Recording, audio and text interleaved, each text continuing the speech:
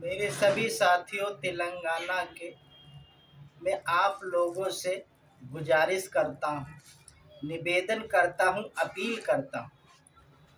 तेलंगाना में भाजपा कांग्रेस एक ही मंच से दोनों लोग चुनाव लड़ रहे हैं। दिखावे में अलग हैं, मगर एक ही सिक्के के दो पहलू हैं। अगर तेलंगाना को बचाना चाहते हो तो कांग्रेस या भाजपा को खिलाफ वोट करना पड़ेगा, क्योंकि ये बात तो पिछड़े समाज की करते हैं, मुस्लिम समाज की करते हैं, मगर काम उनके लिए नहीं करते हैं, उनको धोखा देते हैं। ये दो मुँहे सांप की तरह है। ये एक मुंह से कुछ और बोलते हैं, दूसरे मुंह से कुछ और कहते हैं। यही इनकी साजिश है। ये दलित या ओबीसी या मुस्लिम समाज के लोगों का बिल्कुल भला करना नहीं चाहते। अगर मेरी बात का विश्वास ना हो तो मेरे तेलंगाना के साथियों, मध्य प्रदेश में जो चुनाव हुआ है उसमें देख लो कितने मेरे दलित भाई या आदिवासी या सिख या ईसाई, जैन, पारसी या मुस्लिम समाज को कितने लोगों को कांग्रेस ने टिकट दिया। ये देख लो। मैं अगर गलत कहता हूँ तो कहना। इसीलिए मैं कहता हूँ इनकी सोच एक ही है। अगर तेलंगाना को मणिपुर की किसी जलाना चाहते हो तो आपकी मर्जी, कांग्रेस या भाजपा को वोट दे देना।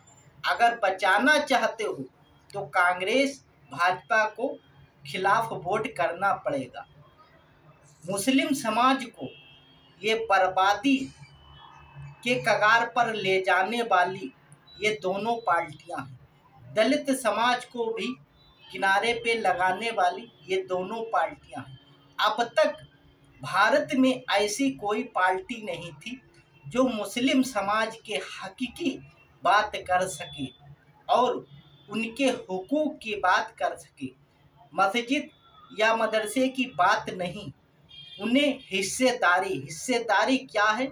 स्कूल, शिक्षा, स्वास्थ्य और तमाम जरूरियात की चीज़ें, सड़क, बिजली, पानी, ये सारी समस्या होती हैं, नौकरियां, मगर किसी में मुस्लिम समाज का हिस्सा नहीं दिखाई देता। वही हमारे दलित भाइयों का भी कहीं हिस्सा दिखाई नहीं देता। हर जगह पे ऊंचे पद पे यही आरएसएस की विचारधारा वाले लोग बैठे हैं। हम सब लोग मुंह ताकते रह जाते हैं कि कब हमारा नंबर आएगा। नंबर आने की वजह से रास्ता देखते रहते, मगर हम सब लोग इनके पीछे दौड़ते रहते। जिधर ये चाहते उधर जानवरों की तरह हाँक देते हैं, मगर अब ऐसा होने वाला नहीं। मजलिस इत्तेहादुल मुस्लिमीन ये भारत के पिछड़े समाज के लोगों की आवाज़ को उठाने वाली है, हक की बात करने वाली है। मेरा यही सभी तेलंगाना के साथियों से निवेदन है कि मजलिस इत्तेहादुल मुस्लिमीन को सपोर्ट करो और उसको कामयाब करो। अगर भारत में बाबा साहेब के संविधान को कोई मानता है, भारत के कानून को मानता है, तो मजलिस के जो कैंडिडेट हैं वो कानून को फॉलो करते हैं, संविधान को मानते हैं। मगर ये आरएसएस वाले, ये देश के गद्दार, महात्मा गांधी के हत्यारे, नाथूराम गोडसे के पुजारी हैं। बाबा साहेब भीमराव अंबेडकर के बना हुए संविधान को ख़त्म करना चाहते हैं। चाहे कहीं भी तुम देख लो, 1991 में बाबरी मस्जिद का जो फैसला आया था, उसके बाद 1991 एक्ट बना था और उसमें ये लिखा गया था कि 1947 तक जो पहले जो चीज़ें थी, जो मंदिर है वो मंदिर ही रहेगा, जो मस्जिद है वो मस्जिद ही रहेगी, जो गुरुद्वारा, चर्च, जितने भी धर्म की चीज़ें हैं आस्था की, वो वहीं रहेंगी। मगर ये आरएसएस वाले ये दोगले लोग हैं, न भारत के कानून को मानते, न भारत के संविधान को। इससे हम सबको जागना होगा। इसलिए हम कहते हैं, अगर मणिपुर को उत्तर प्रदेश की तरह बनाना है, तेलंगाना को उत्तर प्रदेश की तरह बनाना है, या गुजरात की तरह बनाना है, या हरियाणा की तरह बनाना है, तो आप लोग भाजपा को और कांग्रेस को वोट दे देना। अगर तेलंगाना को बचाना है, सब बुराइयों से आपस में भाईचारे को बरकरार रखना है, तो कांग्रेस भाजपा के खिलाफ आपको वोट करना पड़ेगा। बहुत सी घटनाएं हैं, खाली मुस्लिम समाज को नहीं, हमारा दलित भाई भी अभी चंद दिन ही शायद आजमगढ़ या मेरठ में दलित जाति का था बेचारा राज्य मिस्त्री। उसका यही कसूर था कि उसने ऊंची जात वालों से अपनी मजदूरी का पैसा मांगा था, तो उसको इतना मारा, इतना पीटा, और उसके पाँव में कीलें ठोकी गई और उसको मौत के घाट उतार दिया, पेड़ पे टांग दिया। पुलिस वाले को फोन कर दिया कि देखो मैंने उसको टांग दिया, आप ले जाओ। ये ऊंची जात वाले पिछड़े समाज का भला नहीं करना चाहते। ये मेरी सभी साथियों से अपील है कि भाजपा कांग्रेस के खिलाफ वोट करो और भारत के संविधान लोकतंत्र को बचाओ। इनकी अंदरूनी साजिश होती है कि 10 साल कांग्रेस राज करेगी, 10 साल भाजपा। जो लोग कांग्रेस में होते हैं वो भाजपा में चले जाते हैं, जब भाजपा का समय होता है तो कांग्रेस से भाजपा में लौटने लगते। यही सब सिलसिला चलता आ रहा है।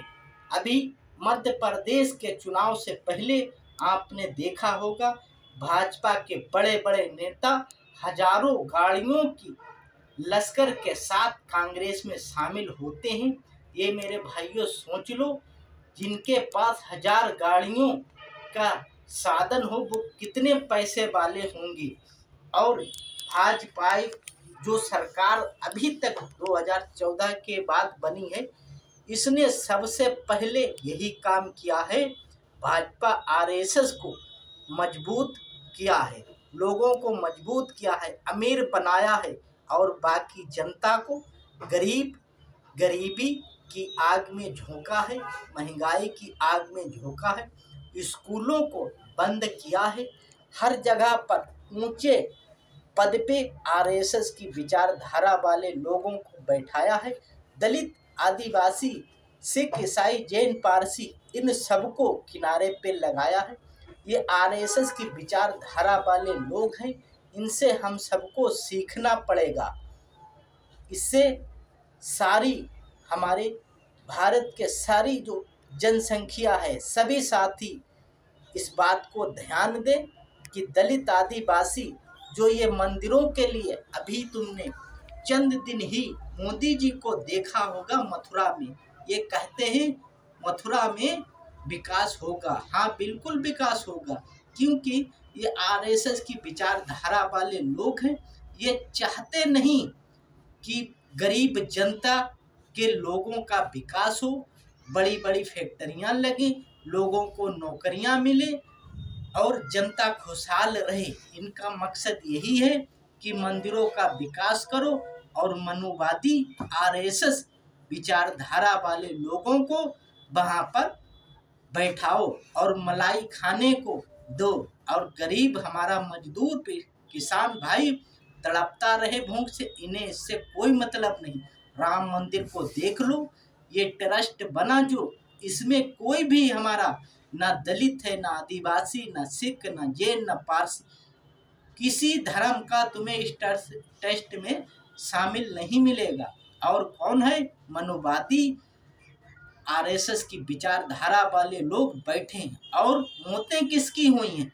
दलित, आदिवासी, जो धर्म के नाम पर लोगों ने अपनी जान को कुर्बान कर दिया। आज उन्हीं के बच्चे दर दर भटक रहे, उनके हाथों में नौकरियां नहीं हैं। स्कूल में फीस को इतना महंगा कर दिया कि गरीब मजदूर, हम जैसा अंधा आदमी अपने बच्चों को पढ़ा नहीं सकता। अरे मेरे सभी साथियों, तेलंगाना के मैं इसी बात से आप सबसे अपील करता हूं कि इस बात को ध्यान रखना और भाजपा कांग्रेस को तेलंगाना में पनपने नहीं देना, नहीं वरना ये गुजरात की तरह 2002 का तो दंगा आपको याद होगा, सभी को याद है और उसके वीडियो आज भी मौजूद हैं। ये दोबारा 2002 की तरह दंगा हमारे तेलंगाना या हैदराबाद में ना हो। ये कांग्रेस की साजिश है जो अब तक ये भारत के प्रधानमंत्री जो बने बैठे, अगर अच्छी तरीके से जांच कराई होती तो अमित शाह और नरेंद्र मोदी ये जेल के पीछे होते, सलाखों के पीछे होते। इन लोगों ने कितने बेगुनाह लोगों का कत्ल कराया, मासूम बच्चों का कत्ल कराया, मगर आज ये खुलेआम घूम रहे हैं। इस बात को सोचने की ज़रूरत है, ये किस विचारधारा का है, भारत का भाईचारे को खत्म करना चाहता है। यही मेरी सभी साथियों से अपील है। दलित, आदिवासी, सिख, ईसाई, जैन, पारसी, अगर हम सबको मिलकर संविधान को नहीं बचाया तो हम लोग फिर से गुलाम हो जाएंगे और ये मनुवादी आरएसएस की विचारधारा वाले लोग मलाई खाते रहेंगे। इनके पास पैसे की कमी नहीं है, इतना पैसा है, मगर हमारा किसान भाई जो रातों में खेतों में पानी लगाता है, उससे कोई भी जानवर नुकसान दे जाए मगर इन्हें उससे कोई फर्क नहीं। ये जनता का भला नहीं चाहते। ये गौतम अडानी बड़े बड़े पूंजीपतियों का कर्जा माफ करते हैं और गरीब जनता अगर 1 लाख रुपए भी कर्जा ले ले तो उसका खेत खलियान सब कुड़क कर देते हैं, कुर्की के नाम चढ़ा देते हैं। इस बात से हम सबको सीखना होगा। कांग्रेस भाजपा एक ही सिक्के के 2 पहलू हैं, इतना मेरे सभी साथियों जान लो। पिछड़े समाज वाली जो पार्टी हैं उनको आगे बढ़ाओ, जभी हम सबका भला हो सकेगा। मजलिस इत्तेहादुल मुस्लिमीन एक ऐसी पार्टी उभर के आई है, इन भाजपाइयों कांग्रेसियों के पेट में दर्द होने लगा है कि अब तक ये मुस्लिम का वोट जरूर लेते थे मगर उनके हकीकी बात करते नहीं थी। मगर मजलिस ऐसी पार्टी है जो सभी के हकीकी बात करती हो, चाहे वो दलित हो, चाहे आदिवासी हो, चाहे वेसी समाज हो, चाहे कोई भी हो। भारत के संविधान को फॉलो करती है और मानती है। ये आरएसएस की विचारधारा वाली सोच को समझो, ये भारत के बर्बादी को और ले जा रहे हैं। महंगाई की आग में गरीब जनता को झोंक रहे भाजपाई लोग अपने पैसे से विदेशों में व्यापार कर रहे हैं, मगर हमारे भारत का कोई भी शख्स उसके पास इतना पैसा नहीं है जो अच्छी तरह कोई बिजनेस या छोटी सी दुकान रख ले। ये मेरे सभी साथियों जान लो। मेरी इस बात से सहमत हो तो हमारे इस वीडियो को आगे बढ़ाना और यूट्यूब चैनल सादिक अली नाबीना के नाम से इस पे हमें लाइक, शेयर, सब्सक्राइब जो दिल हो करना। अगर मेरी बात से सहमत हो तो फेसबुक पर मैं मौजूद हूँ। एक्स यानी जो ट्विटर था वो इस वक्त एक्स इस पे भी मौजूद है। मेरे सभी साथियों, हमारी सभी से गुजारिश है। जय हिंद।